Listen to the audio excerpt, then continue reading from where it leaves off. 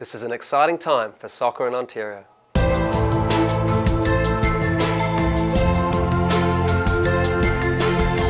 We're embarking on a new, unified and consistent approach to developing the game.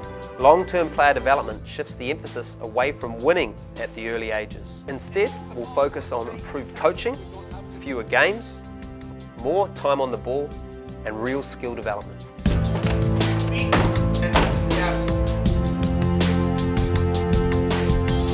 We're finally starting to realize that the most important thing is player development, and the earlier we can get that implemented, I think the better our kids will become long term.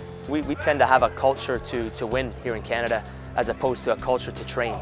And I think for far too long we're focused on just the winning and not really focused on what we're doing in our training environments to help the players develop. These young kids need to come and enjoy the game, and they will enjoy their participation in the game. But if we can give them that feel-good factor as well, that they've actually gained some form of success, irrelevant of the score, irrelevant of the winning of a trophy, etc., again, I think it goes a long way to improving players. Step on it. Okay. Get your center of gravity lower. You can move quicker, shuffle through. So for me, it's simple. It's giving back. What we do is we take our tools and we come back and we give you guys all those tools. And the only way we are going to get better as a country in playing is showing you guys a little bit of everything that we get, a little bit from this team, a little bit from that team, a little bit from the coach. You're going to remember that. To me, it's better for the kids if we go smaller sided. If an adult in a game, 90-minute game, gets 2 to 3 minutes on the ball, that's not a good way to develop players. So smaller sided games will give them more touches of the ball. I've played professionally in Norway, and a lot of my teammates have played overseas in club teams. One of the first things you notice when you leave North America is that the skill level, the baseline for passing, first touches is just so much higher than it is here. They just grow up on the ball so much more than we do that they start off with a big advantage. I'm definitely supportive of this new initiative from the OSA.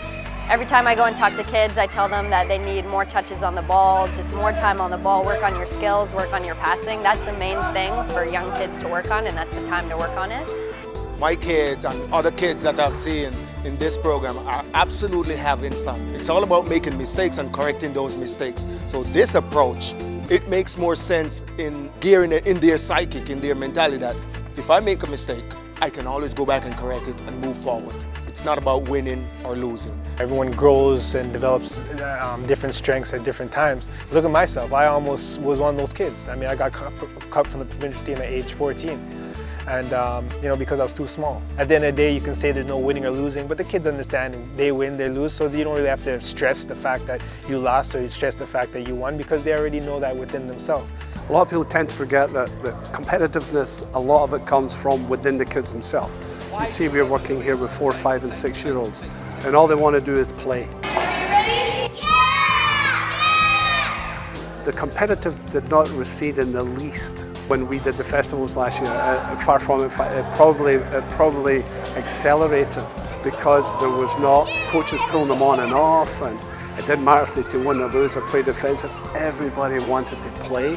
Ultimately, I think the more kids we get that are skilled in this game, the longer they'll play, because it's just fun. It's just fun when you can make a pass or a first touch or take a great shot. So I think this is definitely the route we should be taking. And it's proven, it's happening in Europe, everywhere. Finally, we're doing what other countries are doing about hockey. They're coming to Canada and learning from the best, and we're looking at Brazilian Federation, we're looking at English, we're looking at Italian. So we're going right back to basic development of the child, physically and mentally, and if we can put a ball in there so they're doing that at the same time, then we feel we're on the right track.